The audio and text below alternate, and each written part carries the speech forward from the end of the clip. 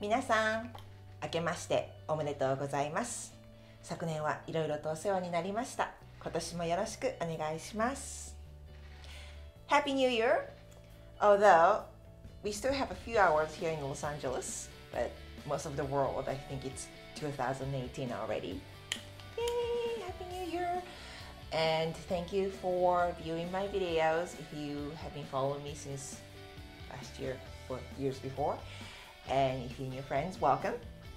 And as I was heading out to New Year's party, I thought, okay, I want to make my one last lesson, well, the first lesson of 2018, so last lesson of 2017, because I was thinking, okay, I have to make New Year's resolutions, as always. You know what? My students who are studying Japanese, I think it will be cool if you write next year's resolutions in Japanese. So I wanted to make a quick videos how to write a to-do list in Japanese. To-do list as in like New Year's resolutions. Or it can work as just any to-do list, you know, daily, weekly. So, and also I don't think I'm gonna have time to edit my videos, so I'm going to old school today. I'm gonna just write down on my whiteboard, bear with me. And yeah, so I was going to give you this sentence. 一年の I'm just writing down. 一年の計は元旦にあり. I'm going to show you the Japanese. So 一年 is a year. 計 is, it's you know the word 計画, it's planning. So 計 means like a plan, schedule. 元旦にあり. So the 元旦 is a New Year's day. So it's good to make plans on the New Year's Day. So that's a sort of like a proverb. So it's our custom to come up with new plans for New Year's. Even if you cannot keep it for a year, it's important to welcome a new year with some kind of determination, right? Yeah, so let's do this for us. And how you write is pretty simple. All you need is verb, 動詞. So because it's about what you do, right? So, and normally you want to write down how frequent you want to do it. And of course, because it's a verb, you might need objects. So what I meant was this, like a frequency, right? So frequency,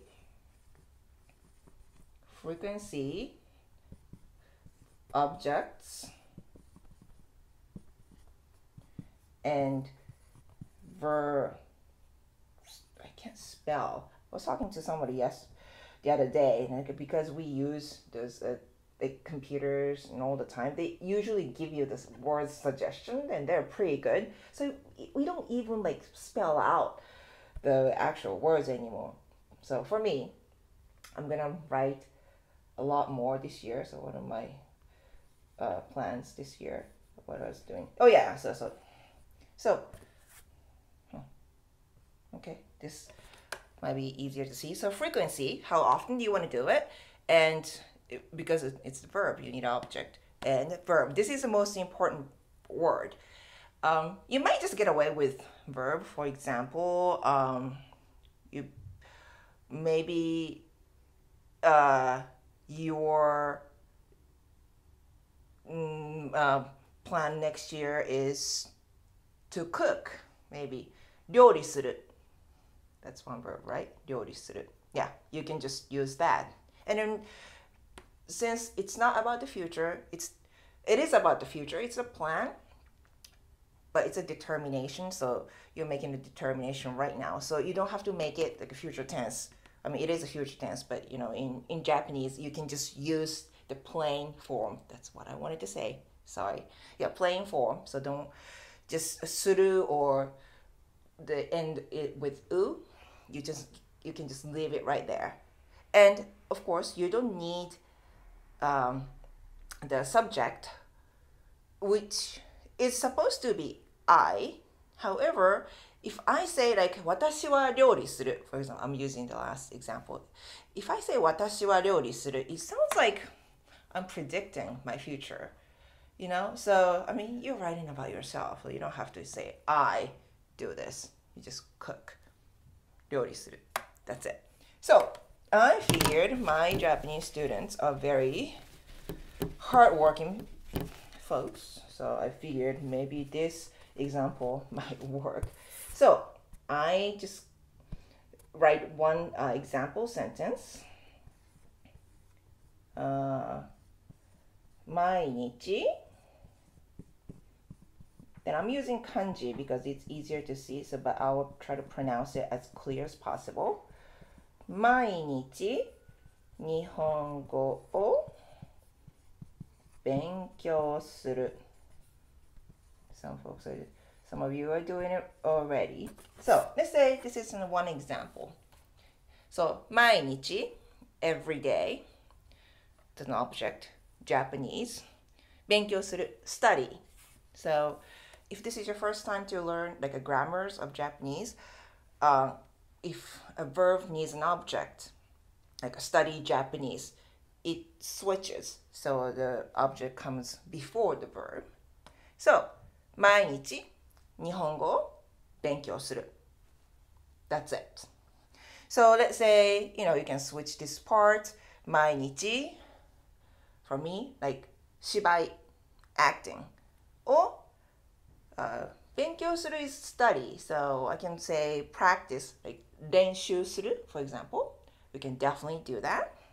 And if you're a kind of busy person that you don't have time every day, maybe you want to do maybe every week. So let's change this to every week. Ta-da! Sorry, I'm cheating. I don't want to write the whole thing again. So that's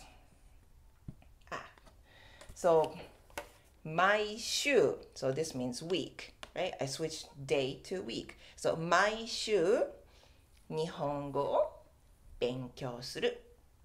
Yeah, so we can do that.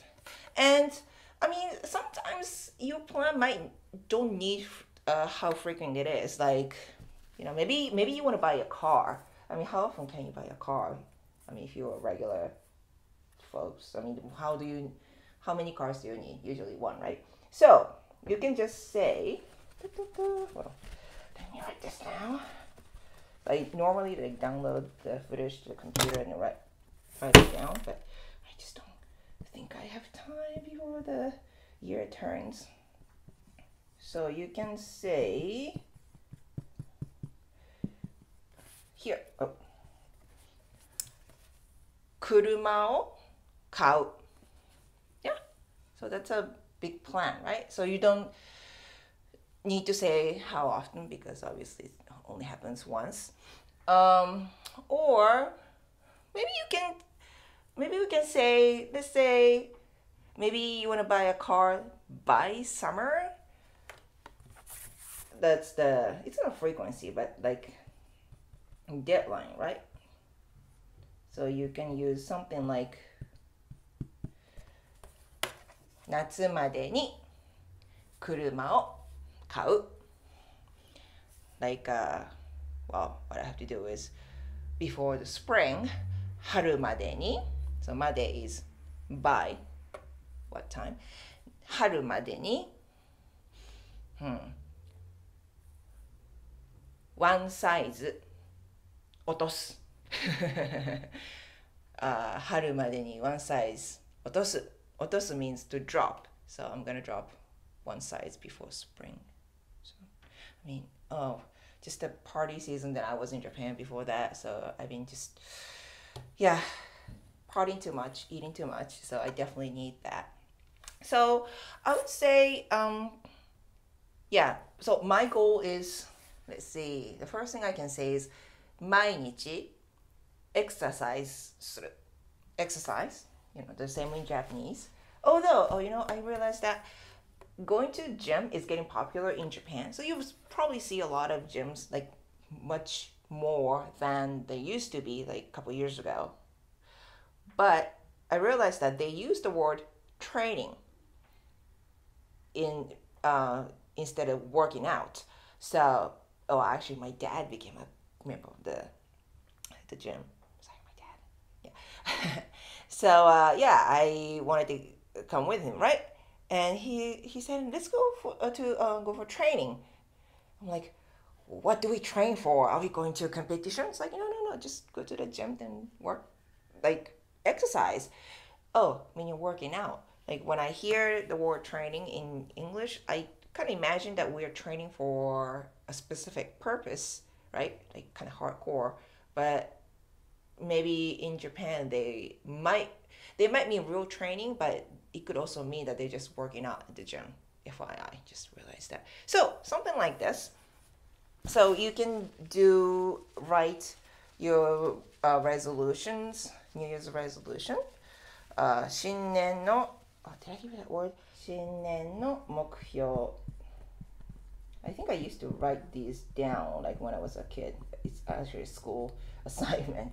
新年の目標. Yeah, New Year's. 目標 it's a plan, but like a goals, So we often did that. And we also have the phrase called 三日坊主, which is not really important. But 三日坊主 means like somebody who quits in 3 days. So please don't do that. Don't overload yourself. But I believe New Year's is a good way to start anew. Whatever you were doing, you can just say, past is past, it's gone. So we can start everything new. So whatever you desire, you put your mind to it, you can do it. So let's study Japanese, and whatever you want in your life, let's start working for it today. Well, thank you for watching. I'm heading for the New Year's Eve party. では、またお会いしましょう。またね。バイバイ。